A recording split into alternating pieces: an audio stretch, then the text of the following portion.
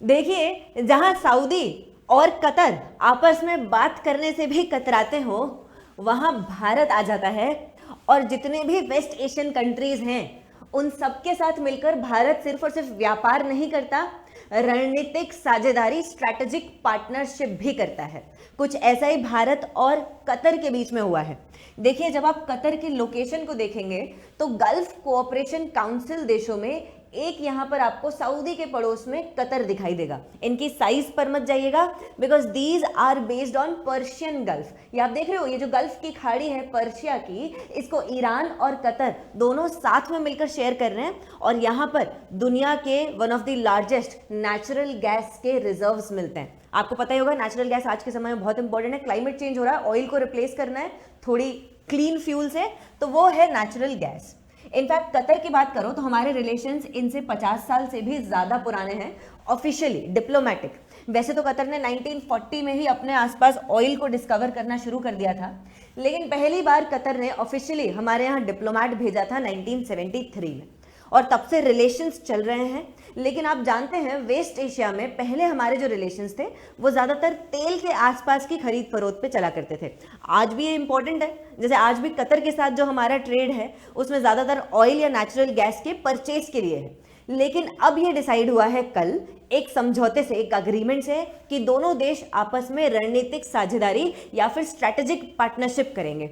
आप सोचिए, ये देश आज से 50 साल पहले सिर्फ और सिर्फ पाकिस्तान की भाषा सुनते थे भारत की पृष्ठभूमि में। भारत के लिए हमेशा पाकिस्तान की भाषा सुनते थे, और अगर पाकिस्तान इन्हें कहता था कि भाई साहब भारत से ज्यादा बातचीत नहीं करनी, सिर्फ तेल बेचना है बेचो, लेकिन इन्हें ऑर्गेनाइजेशन ओआईसी कंट्री का मेंबर मत बनाओ, ओआईसी ग्रुप का, तो ये मान जाते थे। लेकिन अब उसी भारत के साथ ये स्ट्रैटेजिक पार्टनरशिप कर रहे हैं।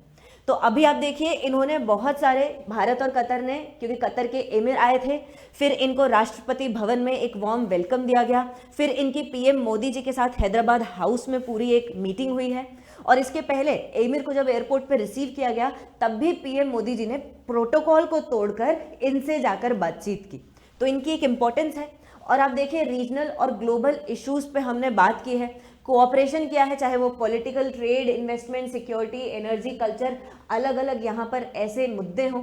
Qatar bilateral investment treaty Bharat और कतर के बीच में, इसके बारे में बात की है, क्योंकि देखिए पिछले 24-25 सालों में कतर का जो हमारे यहाँ पर एफडीआई रहा है, विदेशी प्रत्यक्ष निवेश, फॉरेन डायरेक्ट इन्वेस्टमेंट, अगर इसको आप देखेंगे तो आपको लगेगा कि ये एक सिग्निफिकेंट इन्वेस्टमेंट है, $1 बिलियन से ज्यादा का इन्वेस्टमेंट है। लेकिन अभी इस इन्वेस्टमेंट को हमें और बढ़ाना है, क्योंकि भारत को क्लीन टेक्नोलॉजी चाहिए, भारत को डाइवर्सिफिकेशन चाहिए, भारत को अपनी ग्रोथ के लिए निवेश चाहिए। और साथ साथ अभी का जो बायलैटरल ट्रेड है दोनों देशों का, 14-15 बिलियन डॉलर्स के आसपास रहता है हर साल, इस साल 14 बिलियन डॉलर्स था, इसको अब डिसाइड किया है कि हम डबल करेंगे।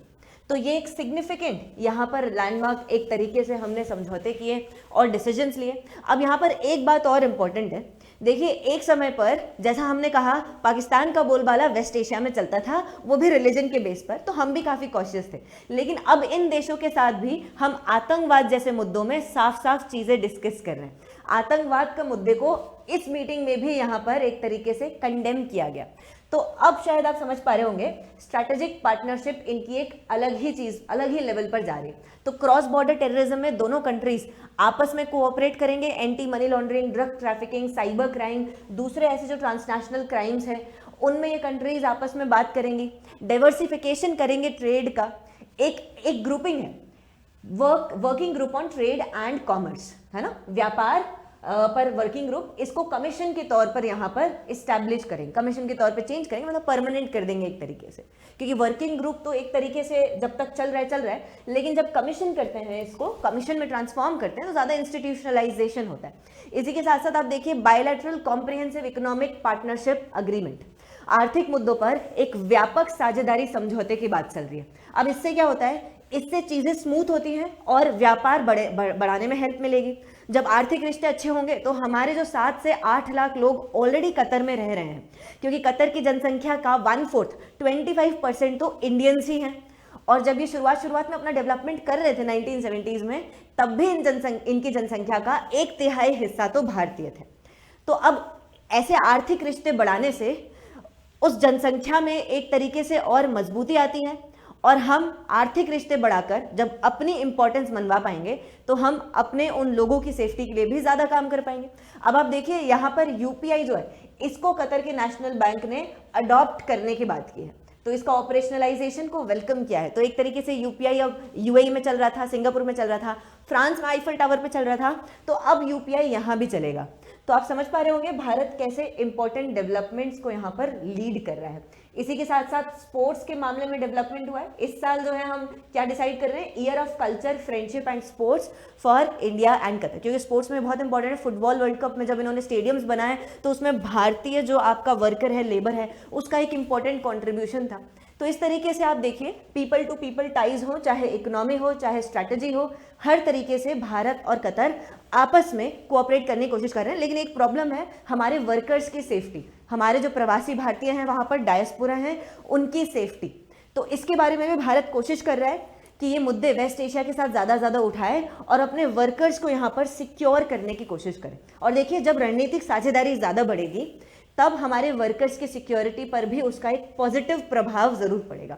बाकी आपको क्या लगता है भारत को और इन देशों के साथ, खाड़ी देशों के साथ रिश्ते अच्छे करने के लिए क्या करना चाहिए, बताइएगा जरूर। Like share comment. Thank you people.